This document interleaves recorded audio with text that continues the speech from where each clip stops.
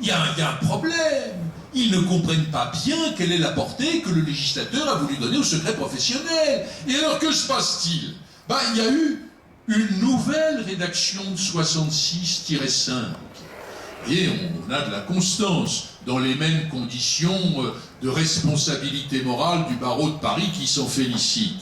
Cette nouvelle rédaction, elle a été portée par la loi du 7 avril 1997. Vous voyez, c'est rapide, hein, 90, 94, 93 plutôt, et 97. Et entre-temps, des jurisprudences qui sont des résistances. Et alors, que dit-elle, cette nouvelle rédaction?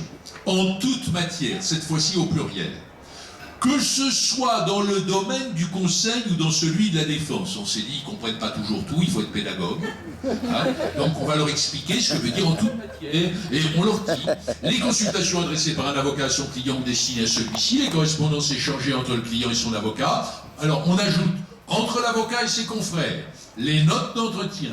Et plus généralement, toutes les pièces du dossier sont couvertes par le secret professionnel. Si vous voulez mon avis, je pense que ce dernier membre de phrase est inopportun, car on s'est laissé aller un peu à une forme d'enthousiasme. Comment toutes les pièces du dossier seraient-elles couvertes par le secret professionnel? Il suffirait alors que nos clients nous livrent par camion, dans ce qui ne serait plus un cabinet, mais un hangar, des fausses comptabilités, et tout à coup, elles deviendraient insaisissables parce que pièce du dossier, elles ne seraient pas... Non, je pense que ceci, dans le cadre...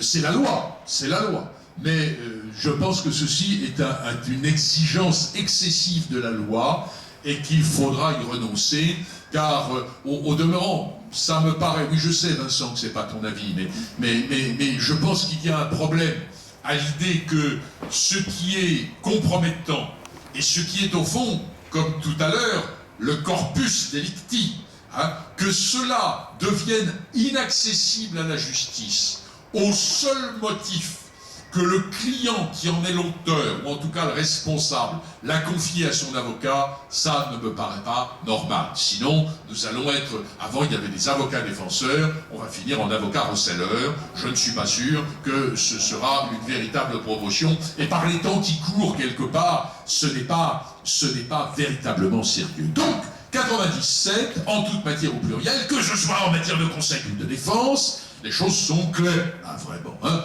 Là, maintenant, il ne peut plus y avoir d'hésitation.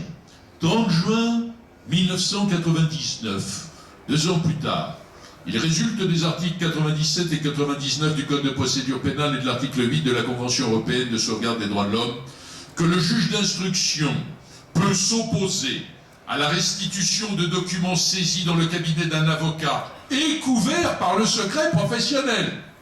Manque pas d'air.